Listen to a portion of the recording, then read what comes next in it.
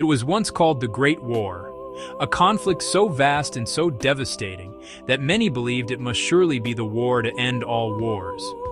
This monumental struggle unfolded between the years 1914 and 1918, drawing nations from every corner of the globe into its violent embrace.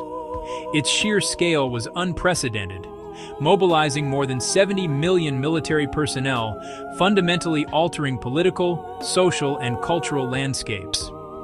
It matters because its echoes can still be heard today, in borders, in diplomacy, and in the collective memory of humanity. Long before the first shots in 1914, Europe was a tinderbox of simmering tensions. It awaited only a spark to ignite a conflagration. Nationalism, an intense, often aggressive patriotism, fueled claims of cultural, economic, and military supremacy. Under multinational empires, many peoples yearned for self-determination, especially in the Balkans, Europe's powder keg. Nationalism intertwined with imperialism. Rival empires raced for colonies in Africa and Asia. Raw materials, new markets, and strategic outposts drove clashing ambitions. Germany, feeling late to empire, sought its place in the sun, challenging Britain and France. Militarism spurred massive armies and fleets. Germany's navy rose to rival Britain's. Detailed war plans like the Schlieffen Plan deepened the sense of inevitability. Alliances split Europe into armed camps, Triple Alliance and Triple Entente, creating a domino effect from any crisis. The stage was set for a local spark to pull all the great powers into war. The fragile peace was shattered on a summer day in Sarajevo, capital of Austro-Hungarian Bosnia. On June 28, 1914, Archduke Franz Ferdinand and his wife, Sophie, drove through the city on an official visit. A young Bosnian Serb, Gavrilo Princip, stepped forward and fired two fatal shots. A member of the Black Hand, he sought to end Habsburg rule and forge a greater Serbia. Austria-Hungary, assured of German backing, sent a harsh ultimatum to Serbia. Most terms accepted, but not foreign investigators on Serbian soil. On July 28th, Vienna declared war and shelled Belgrade.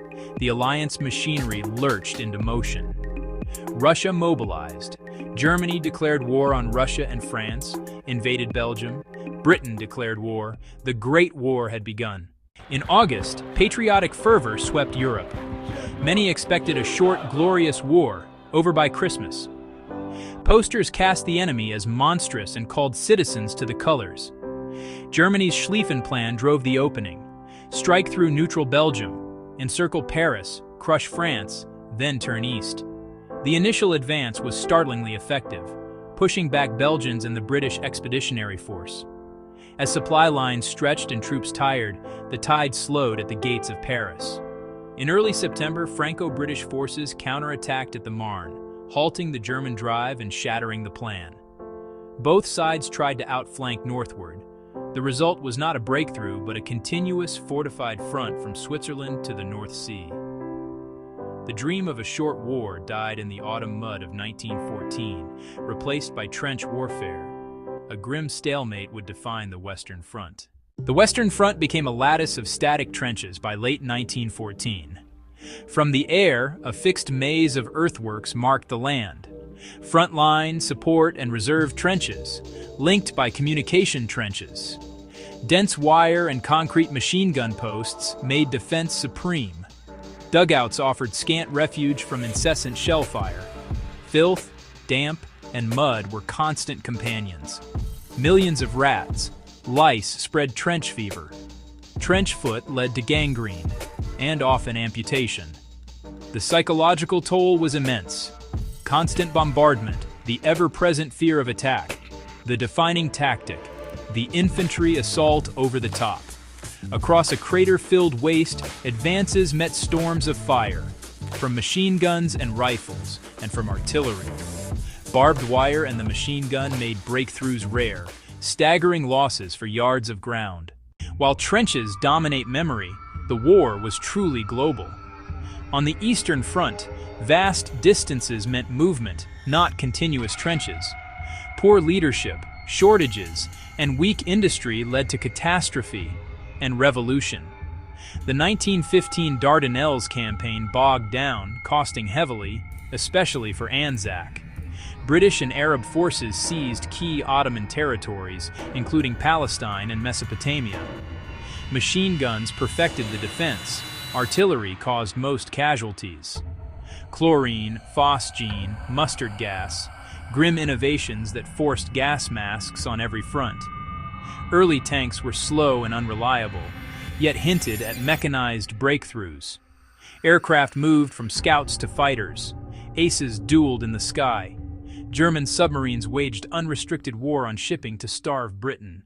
The Great War was total, touching every household as men left jobs for the front. Women filled factories, transport, and farms, reshaping gender roles and fueling suffrage. Governments directed industry, raised taxes, sold war bonds, and borrowed heavily. Naval blockades meant rationing: bread, sugar, meat, coal, hardship in every kitchen. Posters, films, and press maintained morale while censors muted frontline realities. War weariness grew: strikes, bread riots, grief over casualty lists. In Russia and Germany, discontent boiled into revolution, toppling old regimes. Still, millions endured, waiting for sons, rationing, hoping for peace. By 1917, Russia suffered staggering losses, shortages, and unrest. February ended Romanov rule. October brought Lenin's Bolsheviks promising peace, land, bread.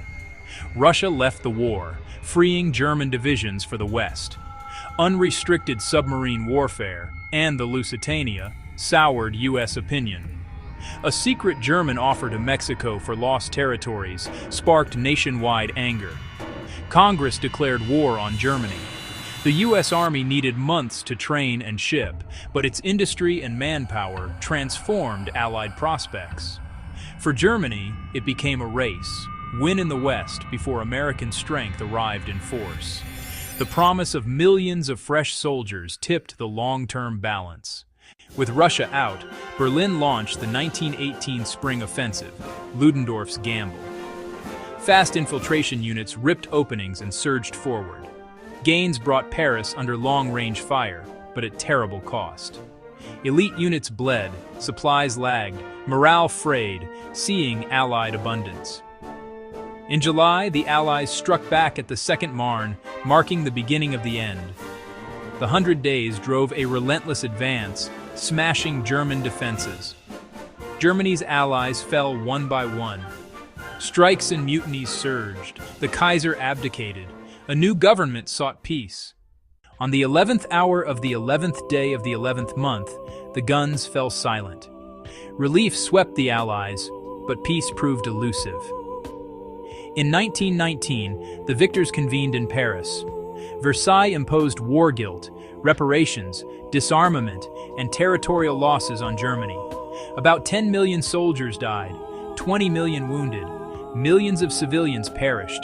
Then the 1918 flu killed tens of millions more. German, Austro-Hungarian, Russian, and Ottoman empires vanished. New states emerged, yet new tensions followed. A league formed to prevent war, but the U.S. stayed out. Resentment in Germany festered. Unresolved grievances helped spark a still greater conflict 2 decades later.